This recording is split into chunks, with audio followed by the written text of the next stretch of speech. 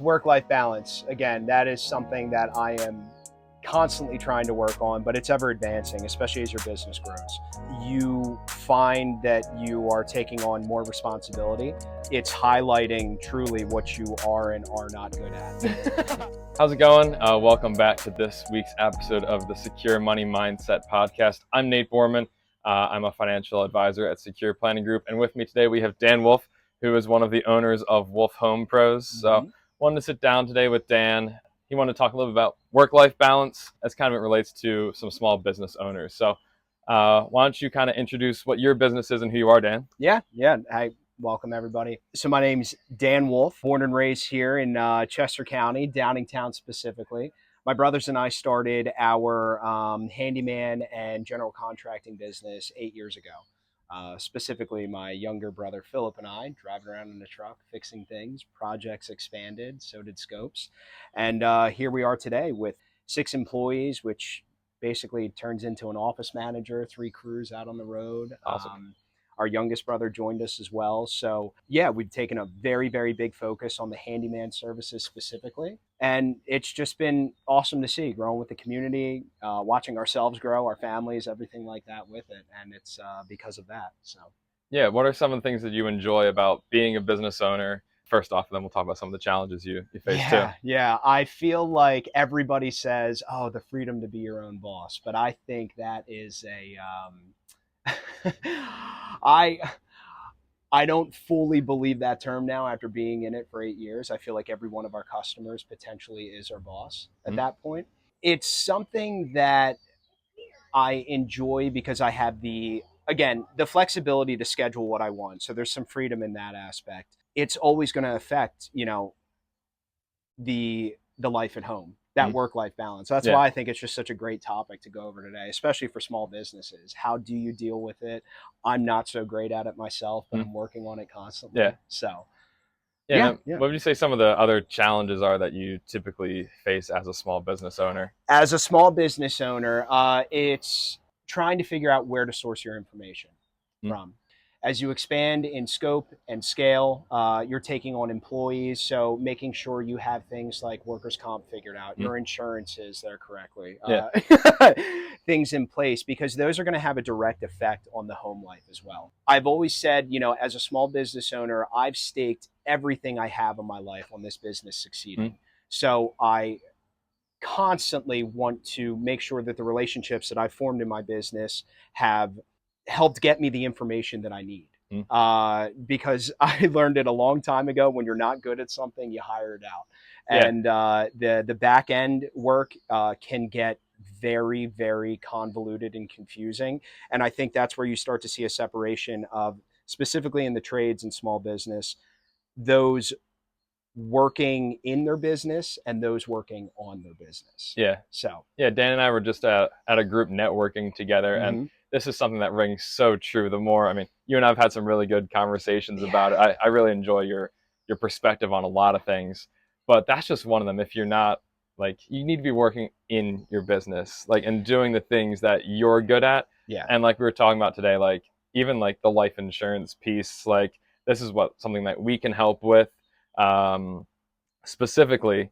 But doing the things that you're good at and having those relationships around you to help leverage that and make it better overall. So you want to talk about work-life balance today, and a lot of those challenges do impact your home life too. So how would you define it, and what were some of the things you want to touch on? Work-life balance, again, that is something that I am constantly trying to work on, but it's ever advancing, especially as your business grows. You find that you are taking on more responsibility. It's highlighting truly what you are and are not good at. That makes sense. And really, the biggest thing is the backing that I have at home. My partner, Brittany, fiance, mother of my children. I can't say wife yet, technically. She's been there with me since day one. She is the one to vet almost any new venture that we go into, especially with the business that way, because I know she's my rock.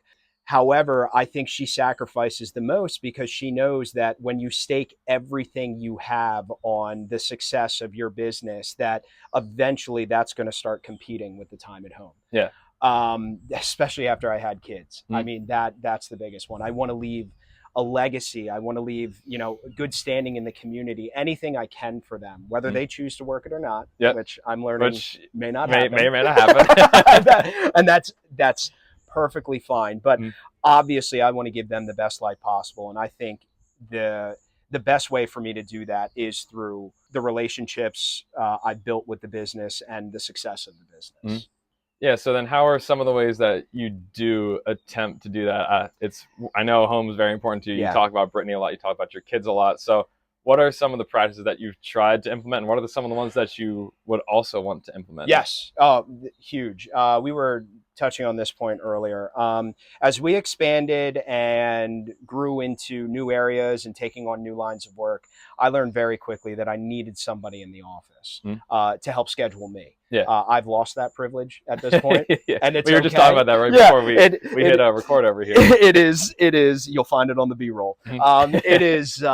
It's totally fine because I need that organization. There are when you own a business, specifically in the trades, you're going to be pulled in a million different Mhm. directions. There's going to be insight and knowledge coming in from so many different people, and especially when you do foster those relationships and they feel that they do care about you and your success. Again, getting organized on the back end in the office was the key to that. Mhm. Having our office manager Keith, he actually came from the field, Mhm. working in it, Okay. to actually approaching us with some systems that he thought would work, and he's refined our CRMs and everything. Mhm. So that has really helped get some of the time back that I need at home. Also, it's putting a hard stop on work. Mhm. That is, when it hits, I'll give a little bit of a window, 4 to 5 p.m., especially in the handyman world. There's nothing that we've involved ourselves with in a job that is just some emergency piece there that needs to be answered and Yeah. can be answered the Mhm. next day. My goal is to have a true 8 a.m. to 4 p.m. business, so I don't have to take those problems home. Yeah. And putting that hard stop is a tough thing because it's always in the back of your mind as you're playing with your kids or sitting down for dinner. Hey, did I get that quote out on time? Did I sign that insurance paperwork? Yeah. Tax season's coming up. Is it already? It's a heavy weight that I don't think everyone's built for. Mhm. But when you start to taste that success and see it, it's completely worthwhile. Yeah. So then, how did you go about? Because I know it can be hard to let go of the reins on some of those pieces, especially you're talking about like someone who's scheduling you. So Yeah. I think it'd be helpful for some of our listeners who may also be business owners. Mm-hmm. What was helpful for you in that process? What helped you open your hands to that and then build that next step? Because you almost have to take a step back Yeah, you to do. then take a step forward. Well, I think it's being really true with yourself and seeing where you're holding things back. Mm. When I started, it was, face to face contact with the client, soft lead, warm lead, whatever it may be, Mm. first point of sale, quoting, doing the work, Mm. and then invoicing. As that scale grows, one person cannot handle that. And that's what I mean by working in and working on the business. Mm. And it's such a key point for the trades. I saw that it was holding it back. Invoices weren't getting closed in time Mm. because it wasn't on the top of my priority list. Yeah. Quotes weren't being sent out on time. Crews not scheduled properly. Yeah. And then it just turns into this fire. So I had to take a step back, listen to, the other owners of my company, my brothers, Mm. my office manager, and say, hey, look, we're here. Let us take this on because Mm. we are built for it right here. So you can focus on those things that you're good at. Mm. Tough lesson to learn, Yeah. but worth it. Yeah. Worth it. Yeah. No, we've had a lot of conversations. Dan and I probably talk like once a week about this sort of I like love maybe it. not this exact topic, but like we talk like once a week about how things are going. And yeah, I feel like I've seen that just more and more so where you're like letting other people have those types of roles. So it's Yeah, been cool to see that growth. I And then what would you appreciate just it. say some of what happens when it goes wrong? Like what happens when those boundaries are crossed? What happens when I you think, might have not been in alignment with the balance you were trying to create? yeah, it's the worst feeling because it hits home first. Mm. It always does. I Mm. mean, my kids are young, 3 and 18 months. Mm. So, eventually it could turn into, hey, dad missed the baseball game, soccer game, whatever it may be. But right now it's, when you're taking those emergency phone calls or whatever it may be, trying to put out a fire and not sticking to the system that you did put in place, Yeah. It affects them first. And that to me, like, I've got to learn trial by fire, jumping in the deep end. That's just who I am. I've seen that. I've seen it affect personal relationships, friendships, but kind of feeling that and seeing that is really that it sets that precedence, that next level, so you're not doing it again. And it's forcing you to implement whatever system will work to make sure it doesn't. Because they're the ones I care about the most. Exactly. It hurts.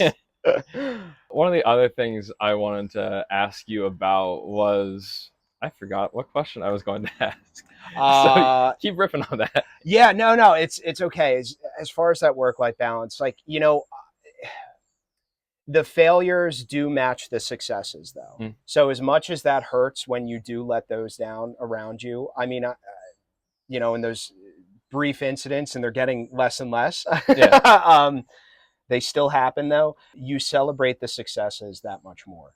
Actually being able to go on vacation with my family this year, purchasing a home recently, working back with the community and introducing my family to this community and this relationship and the business, or these relationships and the business that we built.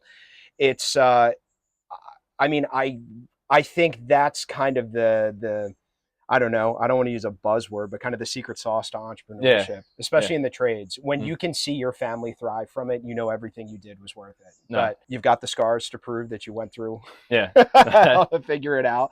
That's awesome. But it's worth it. It is. It came back to me now. So it almost feels like, and how do you feel about this? It's almost like you're resting to do that work, because if you're not thinking about these other things, you might just grind it out, and then you look at the end and like, what happened here? So do you feel like you're able to go into like a vacation, then come back and you're able to work harder? Like, does that kind of thing help you? Well, this year is definitely going to be the test, because it's my first week away, and saying, hey guys, I'm the phone, the company, sell, everything is on you. I trust you at that point. So it's a test for everyone in the company, myself included. I think I planned it so it starts on a Tuesday. So whatever fires I could put out was a Monday. You can. So a little piece like that. I think it is going to take me a few days to acclimate. It always does. But when I'm just surrounded by family and I don't have those calls on the hip, I'm going to delete the CRM system for the week and obviously upload it back on the phone, because I don't want to know, and make sure it's going to make sure that I grind ahead of time so I can enjoy all that. And then when I get back, I assume it's going to be refreshed. It's been tough to enjoy weekends recently since we've scaled the business up this way. You get the Sunday scaries like anybody else, but man, when you relax on a Saturday, you relax hard. It's awesome. And I think another thing that'd be helpful too is like, how has that aspect of trust been? Because like I said before, like, you're letting go of something to somebody else. How's that been in your own business development? I've always called Wolf Home Pros my first child. Okay. This is now recorded, so my son's gonna see this. This is sorry, for Theo. Love you to death. No, it's you're not only are you trusting the business that you've built, like I mentioned, you're trusting everything that you've staked on it at that time as well, to go into the hands of those that you care and trust the most. In this point, in that aspect, it is my brothers, it is my office manager, it is my employees. I the last time I took a small trip, they all made it a point to say, hey, Dan needs to step back and relax for a little bit. Don't bother him. And hearing that was awesome. I think I'm not even worried about this week, because paternity leave specifically, I mean, everyone in the company came up to me and said, when my daughter was born and, my son was almost 2 at the time, running around at home, they said, look, we've got it. Take 6 weeks. Be there for your family. That was the first test for me, and they knocked it out. I don't know. You couldn't pay for that service. You really couldn't. And look, again, we're a family owned and operated. I don't know who I could trust more than my family members that way. That's awesome. Yeah, it's a good feeling. And then anything else you want to share for the small business owners listening? Any other things that have been helpful for you and what you guys do? Yeah, I can focus on the trades a little bit, but I think this will have a broader reach to most of the small business owners out there. Systems are great, but it's going to be up to you to figure them out Mm. because every single one is going to be different. You could go and pick a self-help business book off the shelf at Barnes and Noble, and it could have something that fits pretty well, but Yeah. there's going to be nuances to your Mm. business there. So, listening to others, focusing on those relationships. I always said when I started at BNI, I feel like that's where we really grew up as a business Mm. because you're around these other professionals, Yeah.